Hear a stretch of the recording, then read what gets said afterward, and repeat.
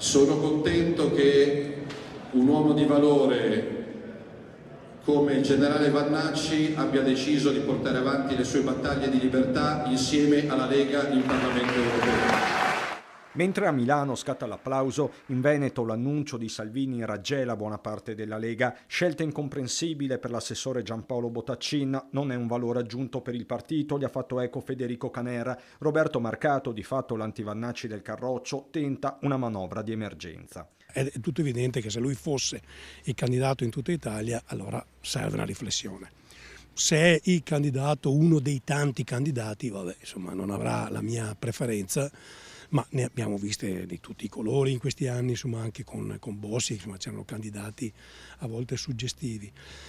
Se dovesse essere il candidato di una circoscrizione, il capolista di una circoscrizione, beh, allora spero che non sia nel nord-est e chiedo al segretario regionale che capolista nel nord-est sia una donna, un uomo leghista veneto. Da parte sua il segretario Alberto Stefani non si scompone e al direttore Luigi Baccialli, in diretta Focus TG, conferma la linea salviniana. Credo che un partito che difende le libertà possa dare il diritto al generale Vannacci di poter esprimere le proprie idee, e soprattutto un partito come il nostro che si oppone al pensiero unico omologante e che quindi possa dare libertà di espressione, e poi saranno i cittadini a decidere. Mediana la posizione del vice sindaco di Treviso Alessandro Manera, pure lui in corsa per Bruxelles, che preferisce rivolgersi allo stesso generale. Farà la sua corsa come tutti.